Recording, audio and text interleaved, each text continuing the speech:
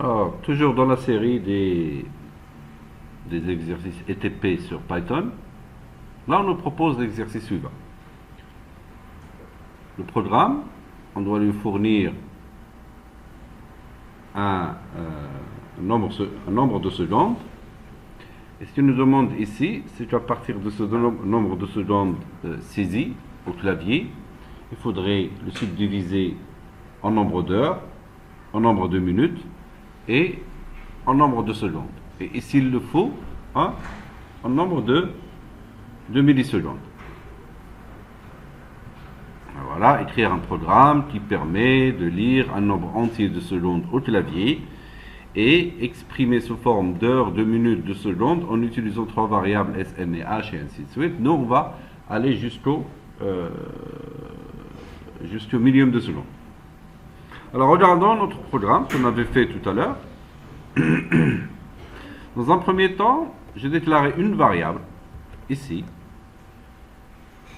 dans laquelle je vais contenir le nombre de secondes qui va me fournir au clavier. Dans temp, j'ai mis cette variable qui s'appelle temp égale, alors la fonction float, elle transforme ce qui serait saisi au clavier en un réel, en un float.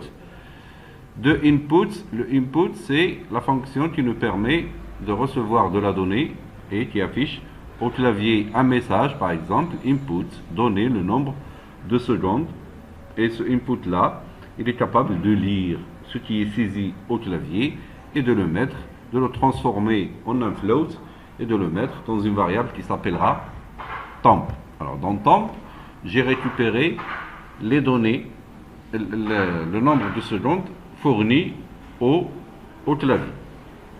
Maintenant, j'ai fait un petit test.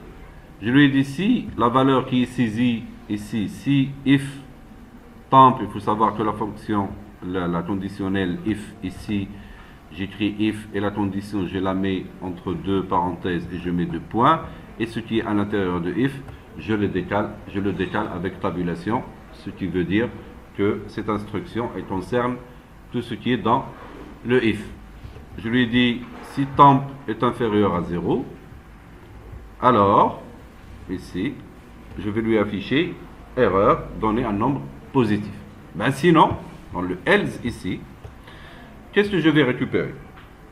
Normalement, si on me donne un chiffre en secondes, pour savoir combien d'heures fixes, combien d'heures en entier il contient, je le divise par 3600, parce que 1 heure, ça fait 3600 secondes. Alors, dans ma variable h, j'ai fait la division de temp par 3600, ça me donne un chiffre, je suppose qu'il est réel. Après, je vais récupérer que la partie entière de ce chiffre. Ça me donne totalement le nombre d'heures qu'il peut contenir, plus autre chose. Après, qu'est-ce que j'ai fait? Ce qui reste de la division, par exemple, si je fais 3660 secondes, ça me fait 1 heure et le reste c'est 60 secondes. Alors, je récupère dans une variable R le reste de la division de temp sur les 3600. Et ce reste-là, qu'est-ce que je vais faire? Je vais le diviser par 60. Ce qui reste de la division, je le diviserai par 60. Ça me donne le nombre de minutes. Je l'ai divisé par 60 et je l'ai récupéré dans la variable m qui représentera le nombre de minutes. Après ce que j'ai fait, j'ai refait la même chose. Et là, je suis en train d'utiliser la même variable. Rien ne m'empêche de le faire. Ça veut dire que le reste, ce qui reste de cette division, c'est celui-là. Ce qui reste de cette division, c'est celui-là. J'ai réutilisé la même variable, mais rien ne m'empêche de le faire. Après, ce qui reste, le reste de cette division-là, je l'ai mis dans la variable seconde, la variable S. Et qu'est-ce que je lui ai dit?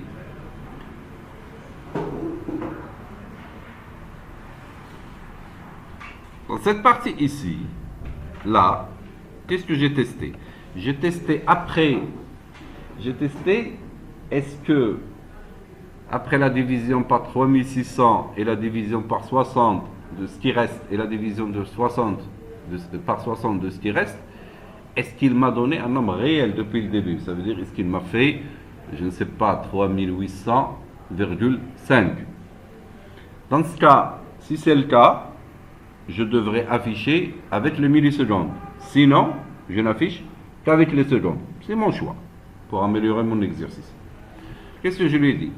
Je lui ai dit, si la division de temple, la valeur initiale, regardez, la valeur initiale qu'il m'a saisie, si cette division, si le reste de la division est différent de 0, ça veut dire quoi? Le reste de la division de cette valeur par 1. C'est pour savoir, est-ce que j'ai une virgule ou non? Est-ce que j'ai un décimal après la virgule ou non? C'est une astuce qui est proposée par un des étudiants ici. Comment tu t'appelles? Abdel Mourid, tu sortiras sur YouTube. Ça a été à sa proposition, mais c'est bien comme idée, comme astuce. Là, je fais la division, là, le reste de la division de temple par 1, s'il est différent de 0, ça veut dire que depuis le début, il m'a saisi un chiffre avec la virgule. Et après, qu'est-ce que je lui ai dit? Dans la valeur qui représentera les millisecondes, c'est ce reste de la division, je vais le multiplier en 1000, me donnera, par exemple, il me fait 3800,5, c'est le 0,5, c'est le reste de la division, il le multipliera par 1000, il m'affichera 500 millisecondes. Après, si c'est le cas, dans mon affichage, regardez dans mon print ici, j'ai transformé en int pour ne plus avoir la virgule de l'heure. Ça c'est mon message, ça c'est mon texte. Je peux faire ce que je veux. Ici, la valeur de m, je l'ai mis en int ici.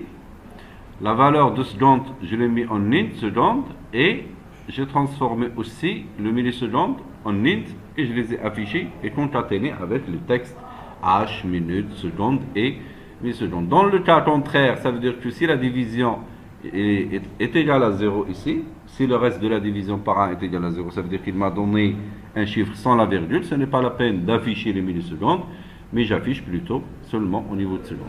C'est juste pour un sujet d'affichage. Alors, qu'est-ce qu'on a appris à faire? On a appris à faire de la conditionnelle normale. On a fait on a vu comment faire les divisions. On a vu comment faire les modulos. Et on a fait des affichages à droite et à gauche avec la concaténation entre les variables et du texte que je veux. Avec un certain astuce qui me permettrait à la base de numéro de seconde, de nombre de secondes, d'afficher une heure correcte telle qu'elle est convenue dans une horloge. Voilà. Alors vous retrouverez le code de cet exercice, de cette vidéo, dans le premier commentaire. Voilà. Ça s'arrête là.